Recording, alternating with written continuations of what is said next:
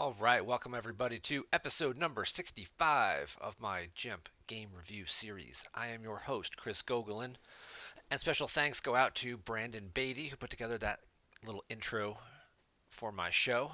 Some of you may have seen the one he did for the SWCCG Holo Theater show on Wednesdays, and he did one for my show as well.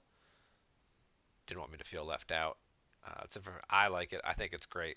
Hell of a little intro. So thanks again to Brandon for taking a few seconds to throw that together. Let me just go ahead and mute my Twitch stream on my laptop over there. All right, so let's go ahead and get ourselves caught up to date. It's been a little while since we've been doing these shows. So we've been streaming all these OCS playoff games that have been going on. We're down to the final four of the OCS. We can look at our OCS playoff bracket here. We've got Werfs, we've got Bastion, we've got Shaw, we've got Silverglen left. Don't know when Shaw and Silverglen are playing. Silverglen was away all last week, so they're just starting to plan and work that out now. Werfs played game one against Bastion and won, I think it was by 12, we saw. And they're having game two this coming weekend, I believe. The other big thing going on right now is the Jawa Cup. So there's a couple of different events going on here. This is just the regular league that anybody can join, which follows the Jawa Cup format, where you can see cards that are X listed. You've got no Throne Room, no Like My Father, no Idea, Old Allies is out, Diplo is out, Legend is out. For Dark Side, they lose Map, Ralops, Black Sun, and Court. So certainly a format designed to help people get a chance to play some decks that are kind of being forced out of the meta right now by mostly this light side stuff. There's a few light side decks that don't hold up well against Map or Rops, so they'll get a chance to get some play. And then there's a lot of dark side decks that are held in check by either Old Allies or Throne Room for the most part, although No Idea certainly does keep a few decks in check as well. We're just starting to see some legend stuff. So this is the open little thing that anybody can play, just play in that format. This is just a regular, like an open series for that. And then there is the official Jawa Cup, which is all of these people here who signed up to play. There's like 45 or so people here in this actual constructed tournament, and I think they have like assigned pairings and stuff. So I think these guys screwed up and played a game they weren't supposed to. But that's the Jawa Cup. I'm sure there's a whole details thing for it somewhere over here in one of these. Hey, look, there it is, Jawa Cup. We'll take a peek in at that. Yep. Okay, so there are assigned games. So we've got a whole bunch of games going on. Yep, 28 matchups here. So that's 28. That's 56 people. Wow, that's a lot of people playing. See if we got any really interesting matchups. Oh, JagTech, Tartag. JagTech, that is Justin Mayashiro, who's from Colorado, who play tests regularly with queso sauce. And queso co-hosts the SWCCG Holo Theater show with Dan Tartaglione. So those guys playing against each other certainly makes for an interesting round one matchup.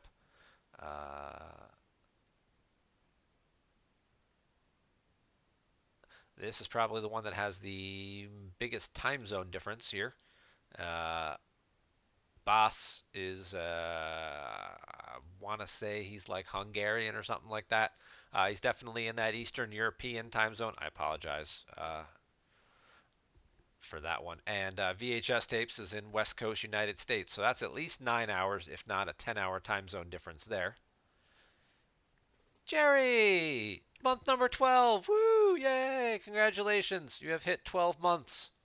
You are now eligible to receive a foil I Want That Map objective. Thank you for renewing your subscription, Jerry. Jerry is down here playing AK-29. That's I know that name. Andrew Klein from Minnesota. Took me a second. Huge! 13 months, not to be outdone. Kevin, you're up late. Must be making all those foils. Thank you for renewing your subscription. Go ahead and make yourself a foil map objective if you haven't already.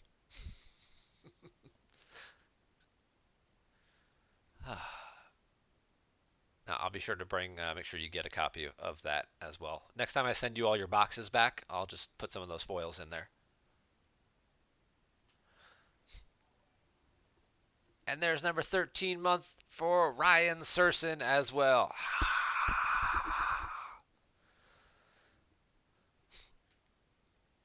Ryan, are you? No, you're not playing this because you were in the OCS playoffs. So you're ineligible to compete in the Jawa Cup. So, anywho, any other interesting round one matchups here?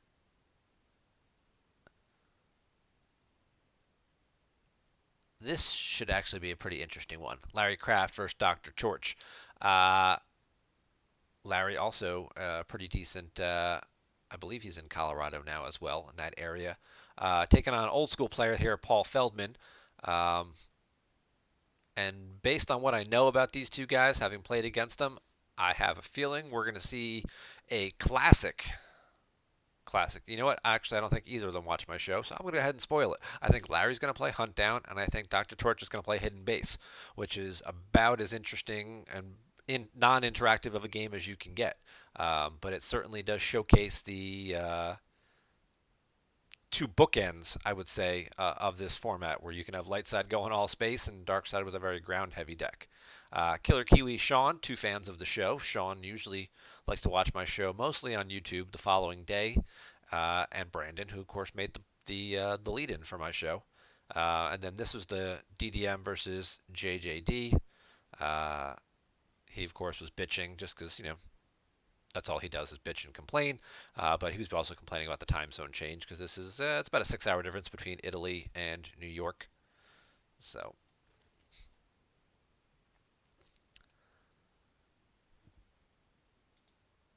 and yeah, all right. So this will be some interesting stuff to see. What kind of matchups we get in the first round here, and well, it looks like they'll be playing tomorrow. Okay, so this will be nice to keep track of the standings and stuff. So right here, so if you're in the Jawa Cup, that's where you got to go. Jerry's going to play his game tonight. You think he's going to stream it? That should be pretty cool.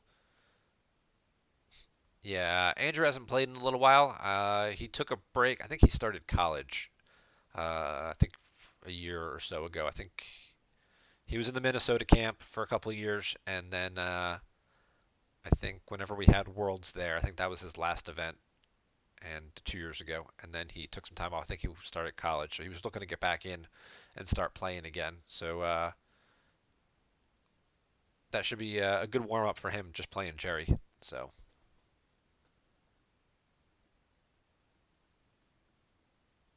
You don't know what you're gonna play. Okay.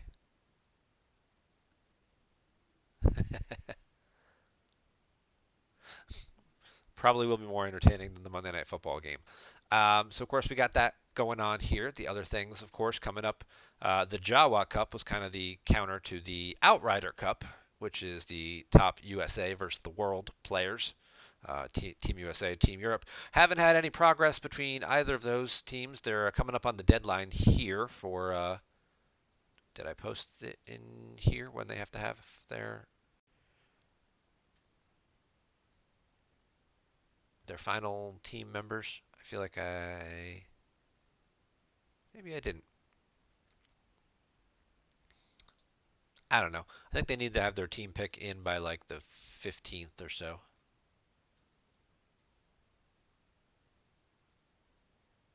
All right, I'll have to post an actual deadline for them. So that we can get that scheduled. Then everybody's got 2 weeks to figure out what they want to do for their matchups, and we can do our ceremonial coin toss. I know, obviously, a lot of those guys were in the OCS, so they were kind of stalled out there, and 3 of the 4 are still competing, are already on the team. Silver Glen, Bastion, and Shaw are still competing in the OCS finals. semifinals, and they're on their respective squads. And the fourth member, Chris Werfs, is certainly making a heck of a case for him to be the sixth member of Team USA. But we shall see where that's going to shake up. And then our next big major event, the Indoor Grand Prix, January 24th to 26th. Pre-registration is ongoing for that. The discounted pre-registration just ended. You would have gotten a $5 discount had you registered through Halloween, but you can still sign up. It's $35 for Saturday only, and $40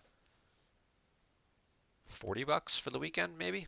I don't know, offhand. Sounds about right. So we've got 15 people already signed up for that. I'm sure we'll probably double that and get to about 30 or so.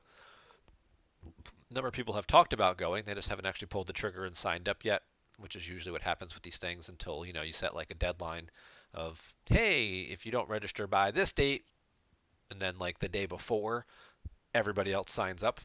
And then the day after, you get like 5 more messages like, hey, is it too late to sign up for this?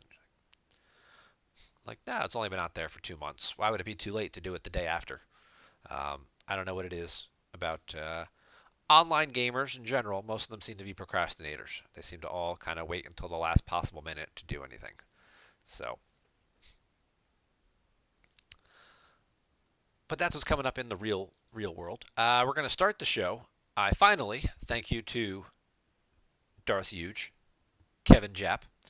I just received in the mail OCS foil number 7, so I can start sending out the remaining foils to people, and we're going to get a look at it here. OCS foil number 7 is Jeddah City. Ooh, that's a pretty cool picture. Can't quite read the text on it because, well, it's a little blurry. But there it is. Nice little picture on there for Jeddah City, which I think is right now just goes over like a spaceport site or something. So that's a pretty cool. Maybe it has a full template. I'm not sure. So that's everyone who played in August and earned your games. That is the foil that you will receive. And there is a special foil that I will reveal later in the show that for those people who played all 84 games or came pretty darn close to that, there is a bonus foil this year, the perfect attendance foil. I have enough to give it out to everyone who played their 84 games, and I think the couple people who played like 82 and 81, I think I can go down and include those players as well.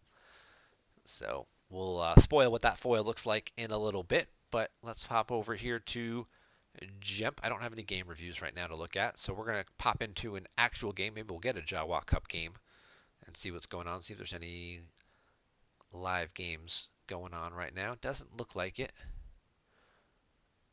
We've got a classic no V-card battle between Batmouse and Dr. Torch. And we'll see what kind of decks those guys end up with. Alright, these games. Old Allies Imperial Entanglements. Prophet Huntdown. Oh, yeah, that's always a classic battle. Alright, we'll filibuster for another few minutes and see if we get a more interesting matchup. Alright, so we talked about the OCS. We talked about the Indoor Grand Prix, the Outrider Cup, the other event that's already been announced. These actually need to get retired, these 2 threads, because these are last year's tournaments. These events passed. We're into 2020 events now. We're done with 2019. And that's the Match Play Championship, which will be in New Brunswick in mid-April, 17th through the 19th. Need to get this updated to include the dates, but the hotel booking link is here, so if you are planning on attending, make sure to go ahead and click that.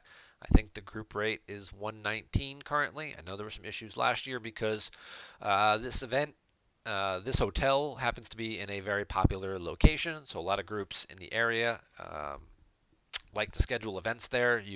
It's right in the middle of the Rutgers community in New Brunswick, New Jersey. So it's also right across the street from Johnson & Johnson's corporate headquarters. So they like to do a lot of their events at the hotel, or people who are traveling for conferences or meetings and things like that often stay at the hotel, so rooms book up fairly quickly.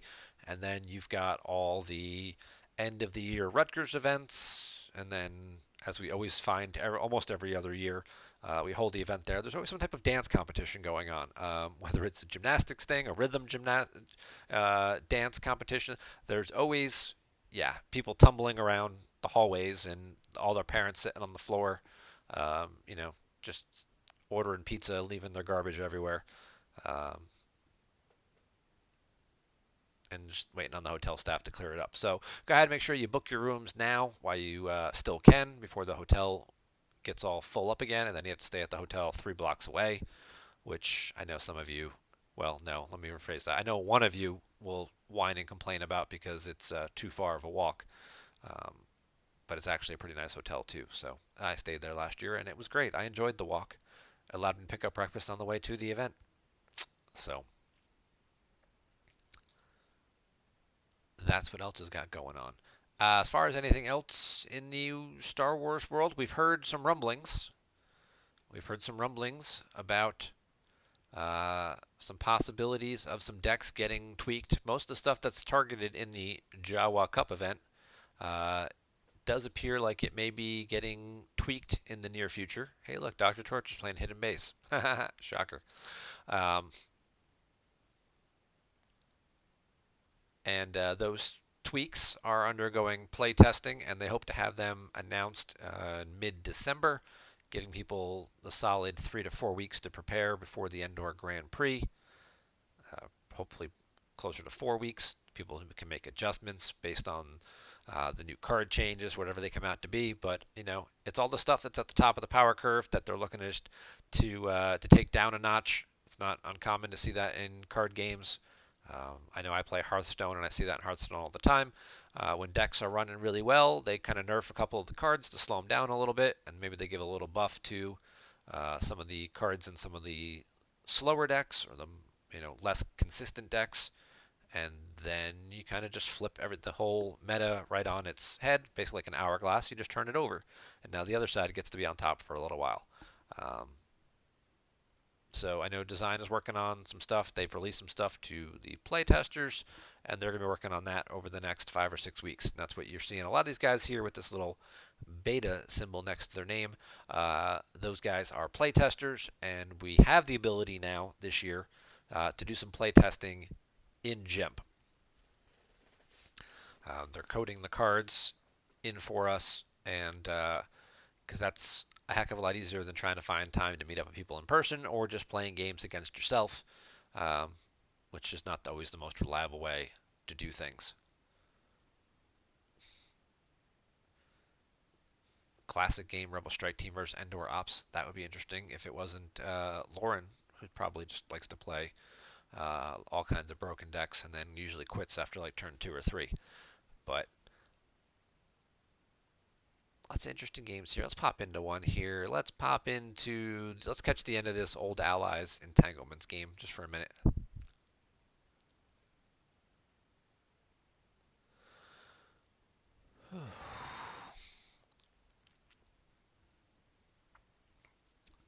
And then, of course, we'll circle back to our bonus OCS foil and show you guys what that one is.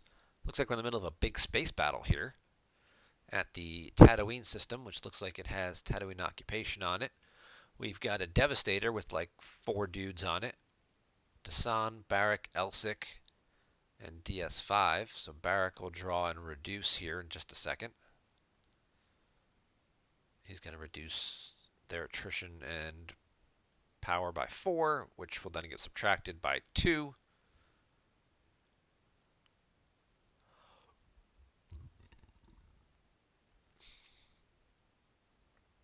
So Lightside does end up winning that battle, so domination doesn't kick in.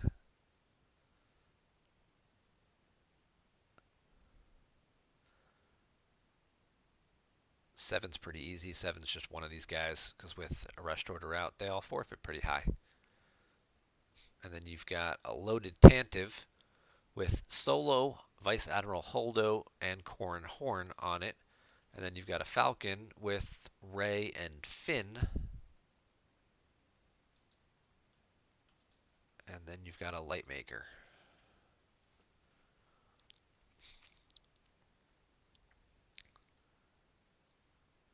Yeah, Old Allies definitely has the advantage in this matchup simply because once they flip, they can basically ignore a good chunk of this because they can just reduce the uh, occupation damage to 1 with the objective, and then it's like, oh, drain 1, ping 1. Okay, that's not so bad. When it's, drain 1, 2, 3, 4, and then lose 4, um, like a lot of other decks have to deal with, that's a problem. But Old Allies has a built-in get out of jail free card with their objective doing the reduction.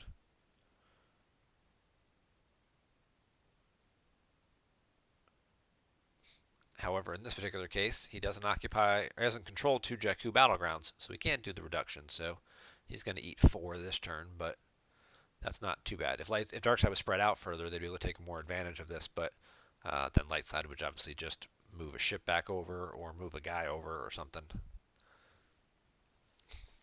So, how are you guys doing tonight? How's everybody doing out there?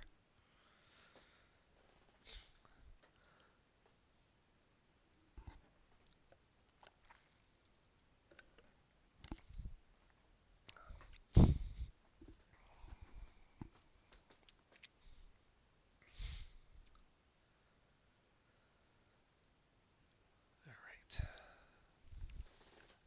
So Darkside's going to use their objective. They're going to peek at their top 3 cards.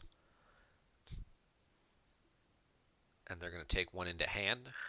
Presumably they take the best card, but if it just comes down to just taking the lowest Destiny card out of your deck, so you set yourself up and make sure you've got 2 solid Destiny draws here. There you go. There's a Colonel Wolfule Laren. There's another guy with forfeits for 7.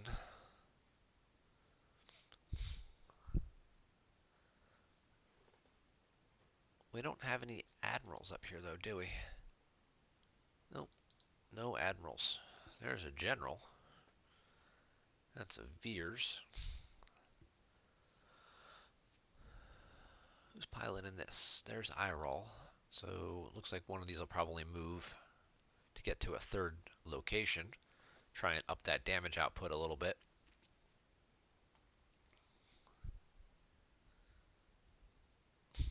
Yeah, Darkside really has no need to battle in space. They're kind of winning the damage race right now. They're behind on cards, but as you can see, they're positioning themselves to win the damage output. So now they can do 1, 1, and 1, and then ping for 3. I would assume Joker King is going to position his guys so he doesn't, so he can reduce it next turn. Kimura tried to retrieve a trooper. He doesn't have any available. Well, he's got 3 biker scouts on the table, so it would maybe be like a garrison or something like that he might have floating around in there. And Lightside will get to retrieve with Rose. And then I'm sure they'll battle in space and get to retrieve with Leia as well. So 8, 16, 17, 18, 19 to 16, 19. So they're basically tied up right now. Okay. In terms of total life force, Kimura's got more in hand, so he's got a little less to work with. Joker King is going to Jedi Lev somebody. Okay. See who he's got. He's got Wedge. Okay. Does he have any Red or Rogue Squadron pilots? He's got Corran Horn up there, right? Yeah, he's got Corran Horn. So if Wedge pops into the Falcon here, I believe this can hold 1 more pilot still. Yep, because it's just Rey and Finn. That'll give himself 3 more power, and now I'll have the ability to cancel a Battle Destiny there.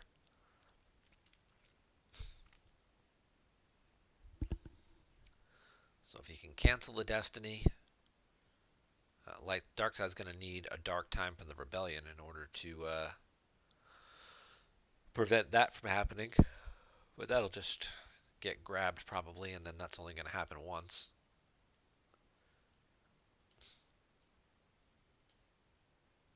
And then Darkside will still get to draw with the Biker Scouts to subtract. Lightside will use their objective to subtract 2 from that draw. So it's a pretty good chance that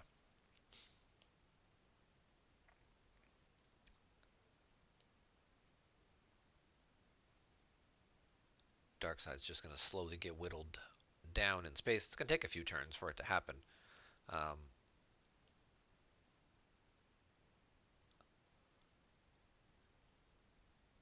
This will be a close game, but I think Lightside's probably positioned better to win the close matchup here.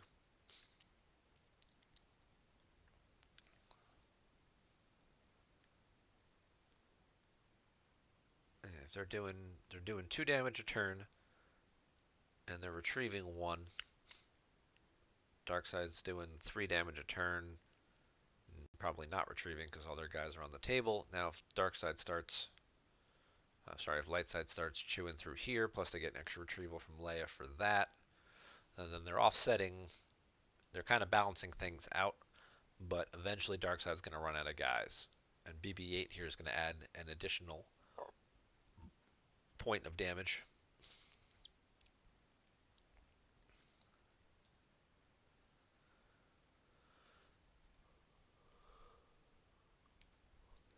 Excuse me. Kind of a long day here. We'll keep it to a shorter show tonight. Just easing ourselves back in after a nice little long OCS hiatus.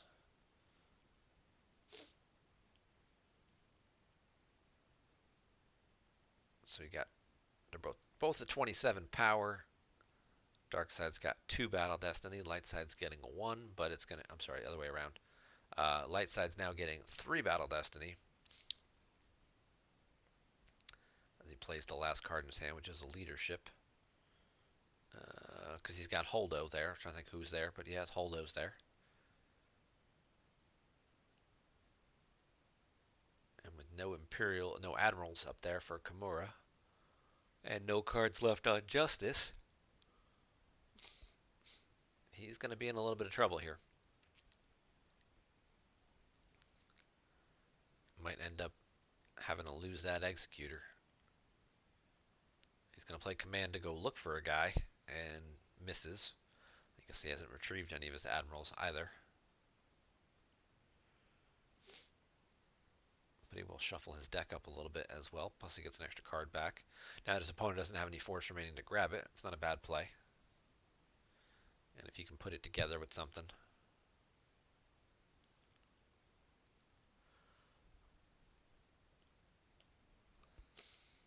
Yeah.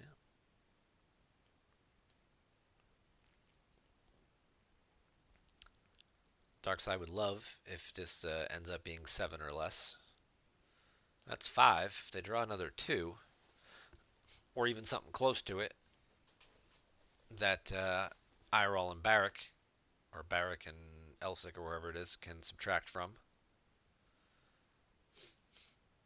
Alright, so that's an 8 total.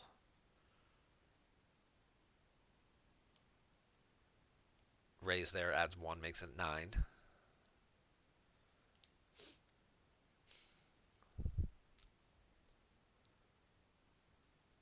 Hey, there's that dark. Ironic. That Wedge is going to cancel a Dark Time when that's the card that Kimura needs to stop the draw from being canceled.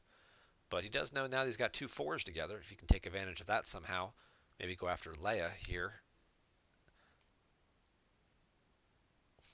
And now he'll use Barrick. Let's see what he draws. He draws another 4. So he's got a lot of 4s left.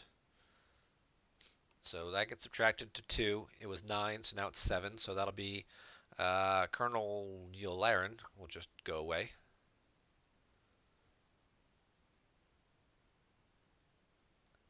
And that's, 1 pilot at a time over here is what Darkside's going to be losing for a little bit.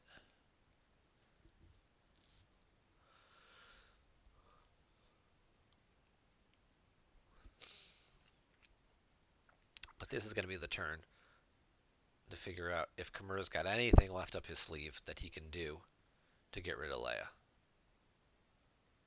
Or even to get rid of these guys.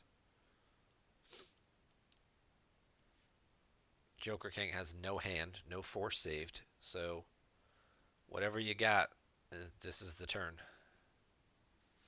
Alright, so he activates 7, so he activates right back down to that pile of 4s. So it'll be, He's going to do 4 points of damage, which will all come off the top. So those will all be those cards that were just got drawn for Destiny. It's a hit. Admiral Satura, the Rogue 3, and whatever card he retrieved with Ray. It was Keep Your Eyes Open, I think. I'm sorry, but he retrieved with Leia for initiating the battle.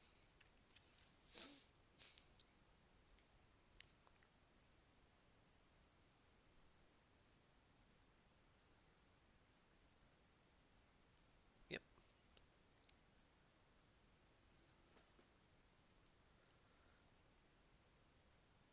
Well, now you can get the Dark Time.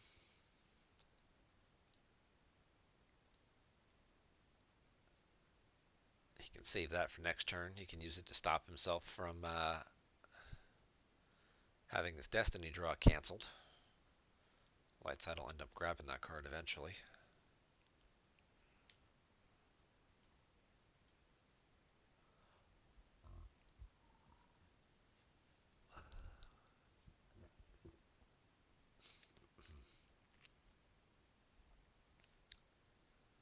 He's going to add Kier Canos as a passenger, so Kier can cancel some interrupts.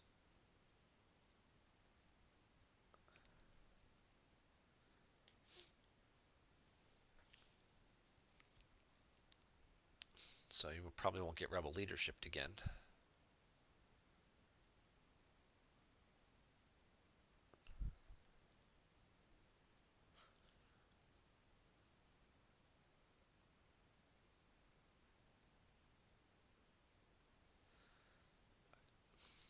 Let's hop back out into the lobby, see if we can find a more interesting game.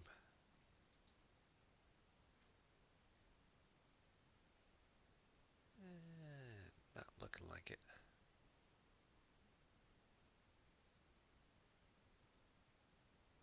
I was really hoping we'd get a Jawa Cup game going. We could pop in and check that out and see how that format was going. Gigawatt Hidden Base.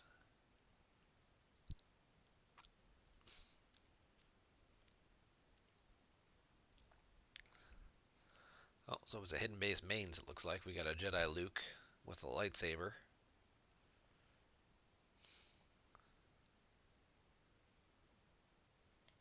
Yep, he pulled the 3 1-0 systems and the 1-0 docking bay.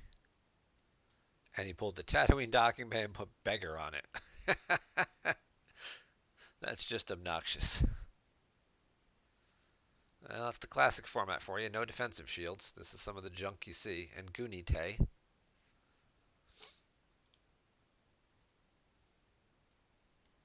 Although half his guys from his objective are immune to Gunite, right? Cloud City, Jabba's Palace, and Special Edition characters are immune to Gunite when deploying to Bespin locations.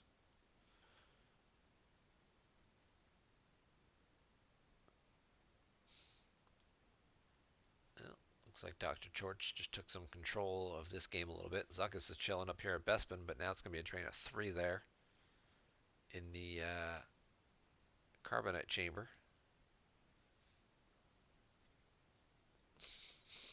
He will not be flipping this objective. I'm sure he's got some. He's got a beggar in his lost pile, and then he's got a beggar right there.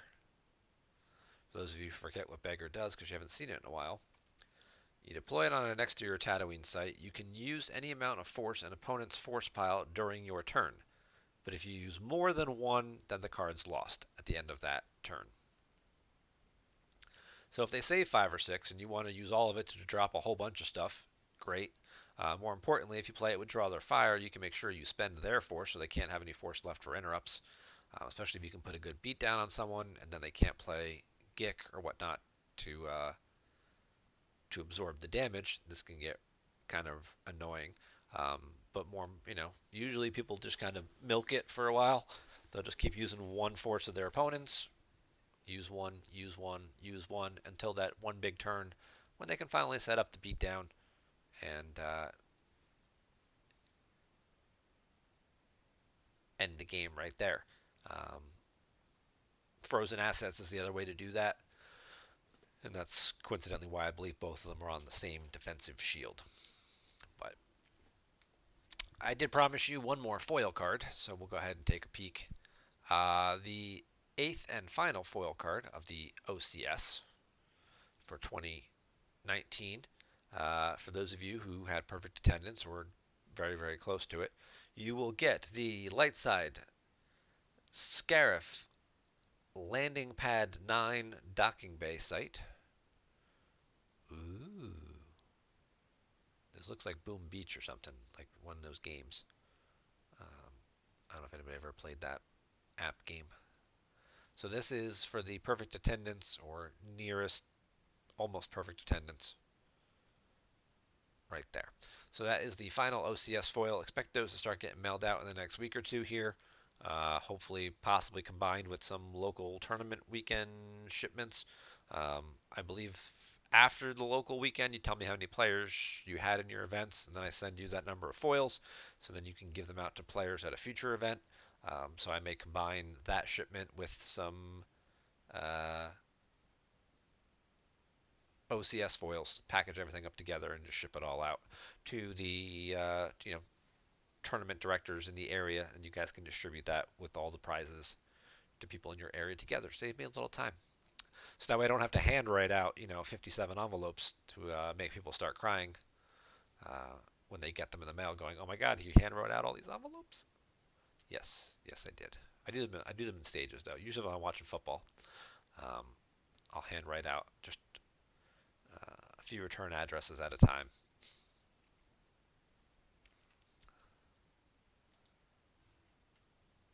Still nothing, huh? All right. Well, this was not as much fun as I hoped it would be. I figured there'd be some more games going on and some more interesting games going on, and everybody keeps talking about all these Jawa Cup stuff. So I thought maybe we'd have some Jawa Cup games to look at, but it doesn't look like we're going to get any of those. So I guess we'll go ahead and we'll wrap up our show for tonight. And hopefully we'll have some replay links from Jawa Cup games that we can look at next week. And then I should also have the foils for what the local tournament weekend prize card will be that I can show off. Um, they tried to deliver them today, but I was not home. And we're supposed to be delivered tomorrow. FedEx delivered them a day early, and of course, I'm not here to get them.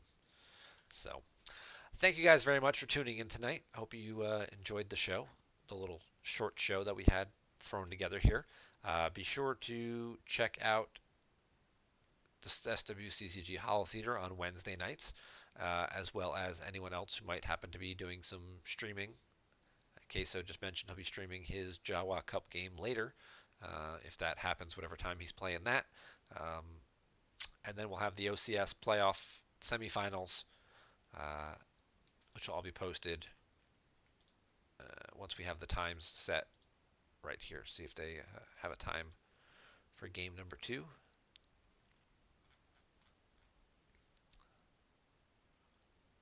Uh,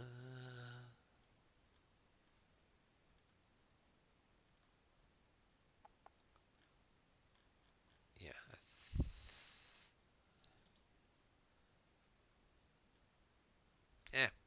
I'll find it. I'm sure it's all right there. I know they're playing Saturday. It's down here at the bottom. Game 2.